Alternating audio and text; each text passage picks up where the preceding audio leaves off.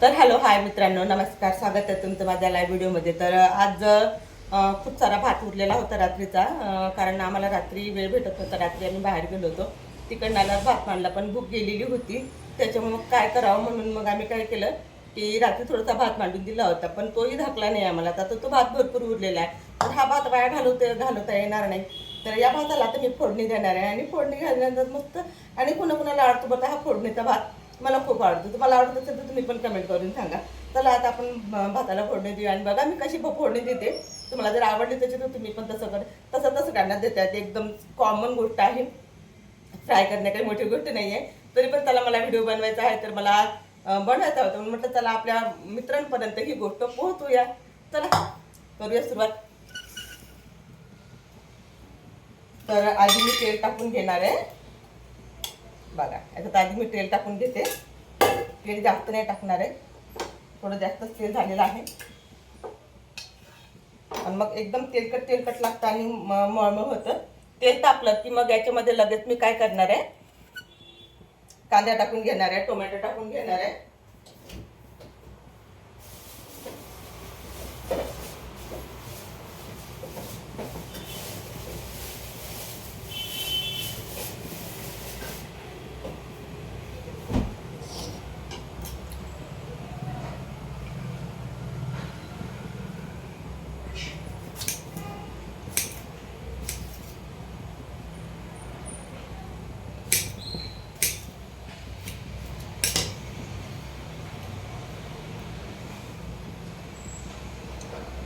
तर आता तेल तापलेलं आहे आपलं. मस्त कांदा टाकून घेऊया आपण, मस्त पाहिजे तसं. जास्त कांदा टाकत नाही, कारण मुलगी खात नाही कांदे जास्त.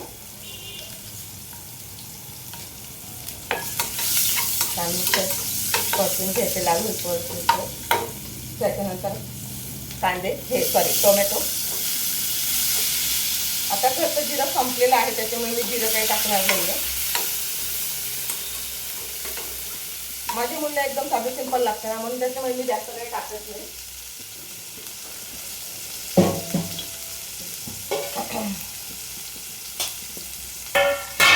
चला तोपर्यंत शिजते.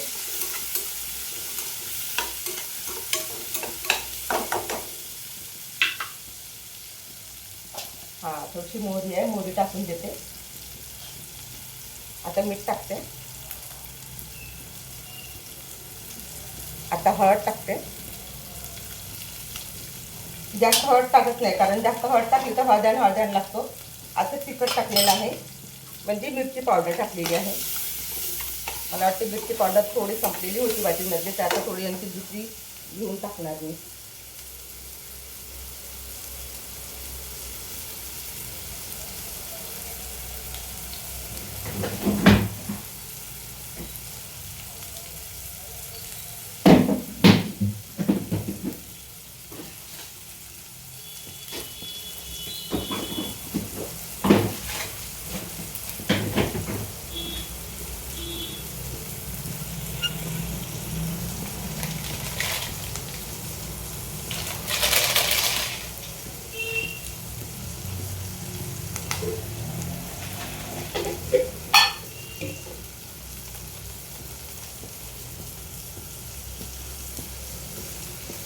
तर मिरची पावडर संपलेली होती वेळेवरच, तर मग आता ही कश्मीरी मिरच आणलेली आहे मी. कश्मीरी मिर्च पावडर आणलेली आहे, तर मी आता ही टाकणार आहे त्यामध्ये. फोडून घेते. अचानक संपली वेळेवर, मला काही माहितीच नाही. डब्याची संपली, मी तसं किराणा आणून ठेवते. जिऱ्याचा वापर जास्त होतो, जिरे आणून ठेवलं होतं, पण जिऱ्याचा वापर जास्त होतो. प्रत्येक गोष्टीत मी जिरं टाकते, त्याच्यामुळे जिरं पटकन खतम होऊन जातं. हां, म्हणून आता आपल्याकडे जिरं अवेलेबल नाही आहे, तर मी जिरा टाकणार नाही आहे. आणि काय काय टाकलं तुम्हाला माहितीच आहे. आधी कढई तापवून घेतली. कढई तापवल्यानंतर त्याच्यामध्ये तेल टाकलं. तेल टाकल्यानंतर कांदा टाकला. कांदा टाकल्यानंतर टोमॅटो टाकले. त्याच्यानंतर मीठ, हळद, तिखट हे सगळं टाकलं. आता परत थोडंसं तिखट टाकूया. त्या डब्यामध्ये नंतर टाकू. आधी टाकून घेऊ, आपलं काम कंप्लीट करून घेऊ. म्हणजे काय होणार की फोडणी जळणार नाही म्हणून. त्याला बघून घ्या. तर हा जो भात आहे ना, आता मी ह्याच्यामध्ये टाकणार आहे पूर्ण. आणि सांबार जो आहे ना, तो वरून टाकायचा.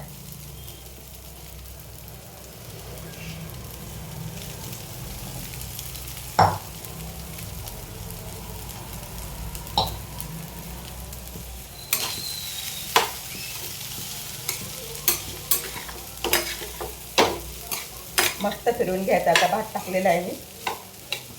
बघा आता कलर पण छान आला.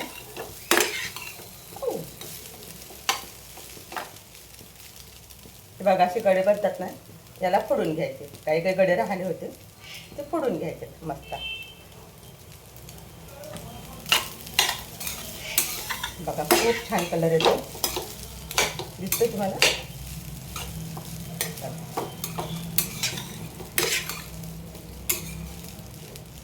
आणि मस्त शिजू द्या थोडंसं. हे शिजलं की मस्त बाउलमध्ये घ्यायचं. त्याच्यासोबत कांदा लिंबू घ्यायचा आणि मस्त ताव मारायचा. एक नंबर लागतं. कुणाकुणाला आवडतं, कुणाकुणाच्या घरी नाश्त्याला बनवलं जातं. म्हणजे भाताचा वापर करतात रात्रीच्या शिळ्या भाताचा की फेकून देतात तुम्ही.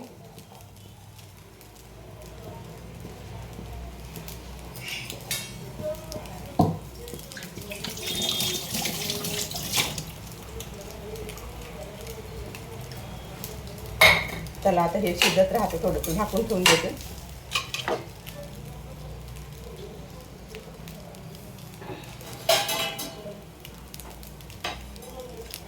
थोडंसं शिजू. तर आता ते भात शिजेपर्यंत आपण काय करायचं आहे, आपल्याला थोडी कामं पण करायची आहे. म्हणजे काय करायचं आहे, हे घ्यायचं याच्यामध्ये टाकायचं म्हणजे काढून ठेवायचं, म्हणजे वेळेवर प्रॉब्लेम जाणार नाही मला. हां, कामापुरतं काढून ठेवायचं. तेला झाकण साईडला ठेवून देते. म्हणजे कसं पसारा असला की मला बिलकुलच सुचत नाही कामं. हे टोमॅटो आता याचं झाकण लावून ठेवते, म्हणजे मला प्रॉब्लेम जाणार नाही. हां, जेवढा पसारा असला ना तेवढं कन्फ्युज होतं माणूस. ती गॅसवर पसारा नसला की काम बरोबर आवडतं. तर आता राहिला प्रश्न, मी आता भाजी काय करणार आहे, स्वयंपाक काय करणार आहे. तर मी आता काय स्वयंपाक करणार आहे, काय भाजी करणार आहे ते पण तुम्हाला सांगणार आहे. हे तर झाला नाश्त्याचा प्रकार. नाश्त्याचा प्रकार झालेला आहे. आता मी तुम्हाला दाखवते की मी आता भाजी काय करणार आहे. ठीक आहे, दाखवते तुम्हाला. वेट.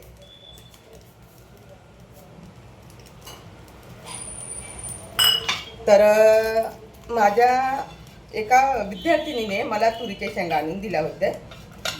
तर तुरीच्या शेंगा थोडीशी मी सोला भात बनवला थोड्याशा शेंगांचा, सोल्याचा. आणि उरलेले जे सोले होते ना, तर त्या सोल्याला मी काय केलं, भाजून घेतलं. जे सोले असतात ना त्याला भाजून घेतलं.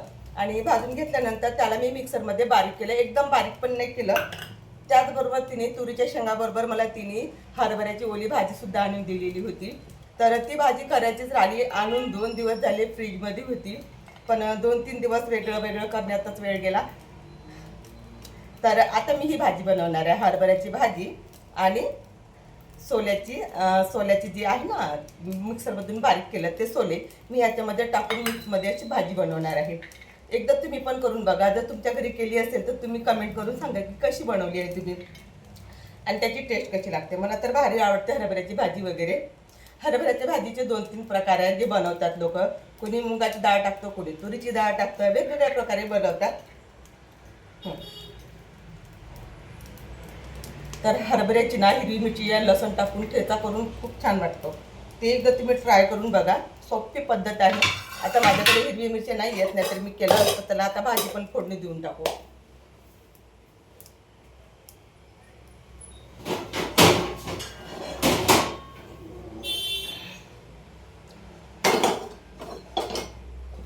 तर तुम्ही बघू शकता आपला भात झालेला आहे.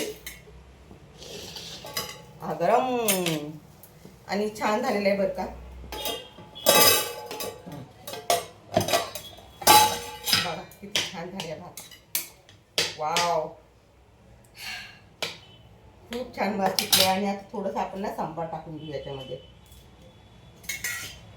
बघा आजकाल ना सांबारामध्ये एवढे केस येतात ना, कारण ते बाहेर राहतात, उघडे राहतात आणि रोड वाहता राहतो. त्याच्यामुळे ना त्याच्यामध्ये एवढा हे येते, केस येतात त्याच्यामध्ये, बोचका येतो सांबाराचा. त्यामुळे ना सांबार हा निवडूनच घेत चला. आणि आधीच आणून निवडून ठेवा.